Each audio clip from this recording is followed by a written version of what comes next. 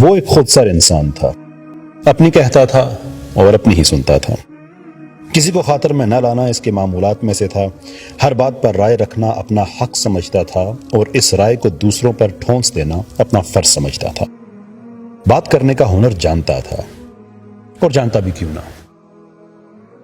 آخرکار اعلیٰ تعلیم یافتہ تھا، پیسے کی ریل پیل تھی، ذاتی گاڑی تھی، ڈیفنس میں شاندار گھر تھا، اور گھروں کی تزئین و آرائش کے سامان کا بہت بڑا کاروبار بھی تھا، خود بھی بلا کا ڈیزائنر تھا، اس کے کام کی بہت زیادہ مانگ تھی لیکن یہ کام کرتا نہیں تھا، اس کام کو وہ اپنی ذات سے کم سمجھتا تھا اور لوگوں کو اگنور کیا کرتا تھا۔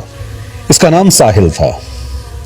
کاروباری مصروفیات کے ساتھ ساتھ دوستوں کے ساتھ ہر قسم کے عیش بھی اس کے مشاغل میں شامل تھے، جن میں مختلف قسم کے نشے اور کبھی کبھی ہلکی پھلکی شراب نوشی بھی ہو جاتی تھی۔ ایک دن قریبی مال میں جانے کے لیے نکلا اور بھیڑ سے بچنے کے لیے مال سے کچھ ہی فاصلے پر اپنی گاڑی پارک کر لی۔ گاڑی لاک کرنے کے بعد مال کی طرف نکلا ہی تھا کہ ایک ضعیف فقیر خاتون اس کی طرف بڑھی اور گدا مانگنے لگی۔ اس نے اپنے روایتی تکبر میں اس کو جھاڑ پلا دی اور کہا کہ کسی گھر میں کام کر لو، شرم نہیں آتی اس طرح سے اپنا بڑھاپا استعمال کرتے ہوئے؟ یہ کہہ کر وہ آگے بڑھا ہی تھا کہ وہ بڑھیا پھر آگے آ گئی اور کہنے لگی کہ نبی کے نام پر ہی کچھ دے دو۔ اب کی بار ساحل نے اسے دھکا دیا اور قہر آلود نظروں سے دیکھتا ہوا آگے بڑھ گیا۔ ناتواں بڑھیا اس کا دھکا کھا کر لڑکھڑائی اور گر گئی۔ وہ بھی کچھ آگے قدم ہی گیا ہوگا کہ پیچھے سے اپنے کپڑے جھاڑتی ہوئی بڑھیا کی آواز آئی کہ نبی جی کے نام پر مانگا ہے، اگر جیب سے کچھ نہیں دے سکتے تو دھکے تو مت دو۔ ساحل کے قدم رک سے گئے، لیکن اس نے اپنا سر جھٹکا اور آگے بڑھ گیا۔ اگلے دن جب وہ سو کر اٹھا تو ایک جملہ اس کے ذہن میں گردش کر رہا تھا کہ نبی جی کے نام پر دھکے تو مت دو۔ اس کا دل کچھ بھج سا گیا، لیکن تیار ہو کر اپنے آفس چلا گیا۔ آج اس نے بہت سی انوائسز سائن کرنی تھیں، بہت سی پیمنٹس کلیئر کرنی تھیں، بہت مصروف تھا، لیکن یہ جملہ بار بار اس کے ذہن میں ابھرتا رہا اور ہر بار اس کے دل پر ایک چرکا سا لگاتا رہا۔ گھر آیا تو بے چینی بہت بڑھ چکی تھی۔ جی بہلانے کو قریبی پارک میں چلا گیا اور ایک بینچ پر بیٹھ کر غور کرنے لگا کہ یہ میرے ساتھ کیا ہو رہا ہے۔ پڑھا لکھا آدمی تھا، اینالائز کر رہا تھا کہ یہ سچویشن بنی تو بنی کیوں۔ وہ تو بحث میں اچھے اچھوں کو دن میں تارے دکھا دیا کرتا تھا۔ اس سے بات کرنے سے پہلے لوگ سوچتے تھے کہ اس سے بات کیسے کی جائے، اس لیے کہ اس کے پاس ہر بات کا جواب پہلے سے موجود ہوتا تھا۔ لیکن ایک بے ضرر بڑھیا کے یہ الفاظ اس کے اعصاب پر کیوں بھاری پڑ گئے ہیں؟ اسی پارک کے ایگزٹ کے پاس بینچ پر ایک اور بزرگ بیٹھے تھے جو اسے بغور دیکھ رہے تھے۔ اب سچویشن یہ تھی کہ دونوں ہی غور کر رہے تھے، لیکن ایک کو سجھائی کچھ نہیں دے رہا تھا اور دوسرے کو بہت کچھ نظر آ رہا تھا۔ ساحل کچھ دیر بعد اٹھا اور اسی عالم بے چینی میں گھر جانے لگا۔ جب وہ بزرگ کے پاس سے گزر کر باہر جانے لگا تو بزرگ کہنے لگے کہ دیکھو، ہر چیز کا ازالہ ہوتا ہے اور کوئی چیز بغیر مقصد کے نہیں ہوا کرتی۔ ساحل جو پہلے ہی پریشان تھا غصے سے پھٹ پڑا۔ اب تمہیں بھی کچھ چاہیے؟ تو بزرگ نے انتہائی نرمی سے جواب دیا کہ وہ جو پہلی کو دیا ہے وہ ہضم ہو گیا ہے، جو اب مجھے بھی دینے کی باتیں کر رہے ہو۔ وہ ساکت رہ گیا۔ اس نے ہکلاتے ہوئے پوچھا کہ آپ کیا کہنا چاہتے ہیں؟ بزرگ شفقت سے مسکرائے اور کہنے لگے کہ بڑھیا کی بات سن کر جب تم رک گئے تھے تو تمہارے رب نے تم پر ایک لمحہ نازل کیا تھا۔ اگر تم اس لمحے کو خود پر کھول لیتے تو نہ جانے تمہارے دل اور دماغ پر کیا کچھ نازل ہو جاتا، لیکن تم نے اس لمحے سے تعلق استوار نہیں کیا۔ ساحل حیران اور پریشان یہ باتیں سن رہا تھا۔ وہ شخص جو میٹا فزکس سے لے کر انٹرنیشنل پولیٹکس جیسے ڈائیورس مضامین پر کمال مہارت سے بات کرتا تھا، آج خود کو بے اختیار سا محسوس کر رہا تھا۔ بزرگ نے کہا کہ دیکھو، تمہارے رب نے وہ لمحہ واپس نہیں لیا ہے، بس کچھ مشکل کر دیا ہے۔ اب یہ تم پر انحصار کرتا ہے کہ تم اسے پانے کے لیے کہاں تک جا سکتے ہو۔ یہ کہہ کر بزرگ جانے کے لیے اٹھ کھڑے ہوئے۔ ساحل نے ان سے پوچھا کہ آپ کو پتا ہے کہ میں ہر وہ کام کرتا ہوں جسے مذہب روکتا ہے، میرا کیا تعلق ایسی باتوں سے؟ آپ کو یقین ہے کہ وہ لمحہ میرے لیے ہی ہے؟ بزرگ نے پیچھے سے مڑ کر دیکھا اور بولے، میرے رب کا انتخاب کبھی بھی غلط نہیں ہوتا۔ بزرگ تو یہ بات کہہ کے چل دیے اور چل ساحل بھی دیا، لیکن اب اس کے اندر کچھ تبدیلیاں پیدا ہو رہی تھیں۔ رہ رہ کر خیال آ رہا تھا کہ نبی جی کے نام پر اس نے آخر کچھ کیوں نہیں دیا، اور وہ کون سا لمحہ تھا جس سے اس نے اپنا تعلق استوار کرنا تھا۔ مزید کچھ دن گزر گئے، بہت کچھ تبدیل ہوا۔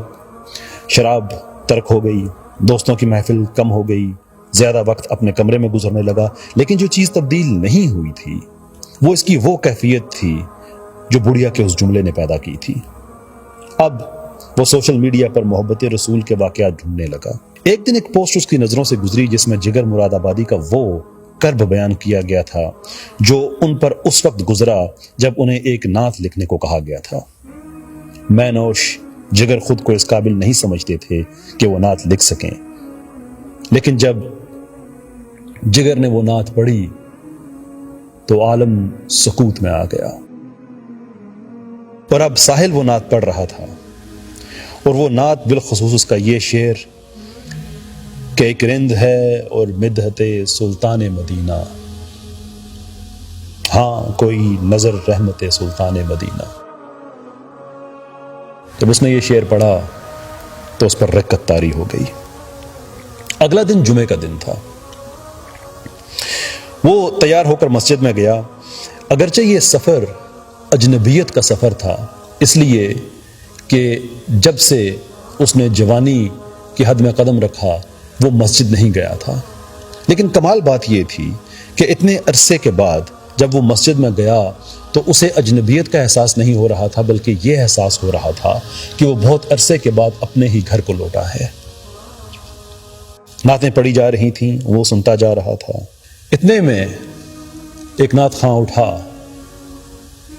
اور اس نے جامی کی ایک نعت پڑھنا شروع کی جس کے الفاظ تھے، تنم فرسودہ جاں پاراں زہجراں یا رسول اللہ، دلم پژمردہ آوارہ زاسیاں یا رسول اللہ۔ ساحل غرق ہونا شروع ہو گیا۔ اسے الفاظ کی تو سمجھ نہیں آ رہی تھی، لیکن یا رسول اللہ کے الفاظ اس کے کلیجے کو ہاتھ ڈال رہے تھے۔ عشق کی وارمنگ اس کے گناہوں کے گلیشیر کو پگھلا رہی تھی اور وہ اس کی آنکھوں کے رستے امڑ رہا تھا۔ گھر لوٹا تو عمیرہ احمد کے عشق نامے یعنی پیر کامل پر نظر پڑی۔ اس نے وہ ناول لیا اور پڑھنا شروع کر دیا، اور اس وقت تک پڑھتا رہا جب تک وہ اس سے ختم نہ ہوا۔ اور جب ختم ہوا تو اسے محسوس ہوا کہ شاید وہ سالار تو نہیں لیکن سپاہی ضرور ہے۔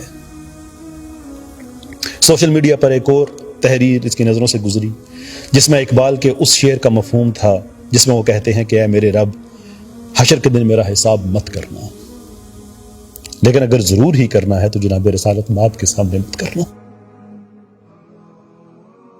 اب اسے محسوس ہو رہا تھا کہ شاید ساری کائنات ہی اس سے مخاطب ہے، شاید وہ نعت خواں اس سے مخاطب تھا، شاید عمیرہ احمد نے یہ ناول اس کے لیے لکھا تھا، شاید اقبال نے یہ شعر اس کے لیے لکھا تھا۔ کیفیت اور بدلی تو اس کا جی چاہنے لگا کہ اب میں حج پر جاؤں، لیکن ساتھ ہی یہ بھی جی چاہتا تھا کہ میں حج پہ کبھی بھی نہ جاؤں۔ ایک عجیب ڈائلاما کا شکار تھا۔ وہ کیوں چاہتا تھا کہ حج پہ جائے کہ یہ فرض تھا، اور کیوں نہیں چاہتا تھا کہ وہ حج پہ جائے؟ وہ اس لیے کہ اگر مکہ جائے اور مدینہ نہ جائے تو یہ تو ممکن ہی نہیں، کیونکہ اس سے شرعی حج تو ہو سکتا ہے لیکن دل کا حج رہ جائے گا، اور اگر مدینہ جائے تو کس منہ سے جائے؟ وہ ان گلیوں میں کیسے قدم رکھے جہاں اس کے سید و سردار نے قدم رکھا؟ صاحب نصاب تو تھا لیکن صاحب حوصلہ نہیں تھا۔ یعنی اس کا معاملہ باسوادے کی مریم سے قطعی طور پر مختلف تھا۔ گھر والوں کو بھی عجیب پریشانی تھی کہ یہ کیا ہو رہا ہے، یہ نفیس اور پرنخوت انسان کیوں ڈھلتا جا رہا ہے، آنسو اس کے چہرے کا ایک مستقل فیچر بن گئے ہیں۔ بہت مشورہ کرنے کے بعد انہوں نے فیصلہ کیا کہ اس کو حج پر لے جایا جائے، اسے وہیں سے سکون ملے گا۔ لیکن ساحل جانتا تھا کہ اس کے گناہ اس قابل نہیں کہ مدینہ کے روحانی ماحول میں جا سکیں، لیکن گھر والے تھے، ان کی ضد تھی، مستقل تھی، وہ ضد جیت گئی۔ وہ اسے حج پر لے گئے، فریضہ حج کی ادائیگی ہوئی۔ اگلے دن گھر والوں نے مدینے جانا تھا۔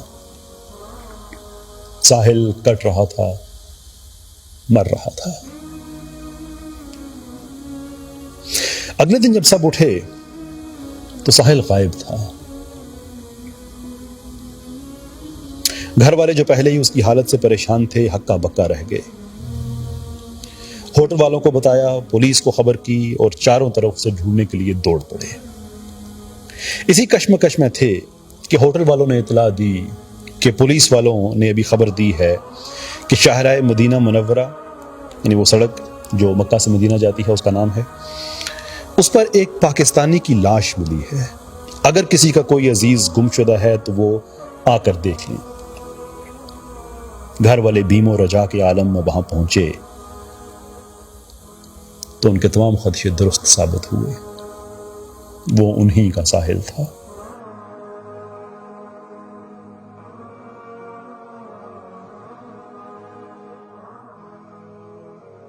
ایک ایمبولینس والا ان کے پاس آیا اور کہنے لگا کہ عینی شاہدین نے بتایا ہے کہ اس نوجوان کے ہاتھ میں ایک کاغذ تھا اور وہ مدینہ جانے والی گاڑیوں کو دیوانوں کی طرح روک رہا تھا۔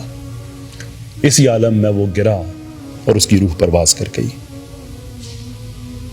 موت کی وجہ ہارٹ اٹیک ہے، اور اس ایمبولینس والے نے وہ کاغذ بھی ان کے ہاتھ میں تھما دیا۔ جب وہ کاغذ کھولا گیا تو اس پر لکھا تھا، جو جانے والے مدینے کے ہیں سنیں وہ ذرا، شہ مدینہ سے اتنا ضرور کہہ دینا کہ ایک زخمی تیرے نگہ نظر جو پڑا،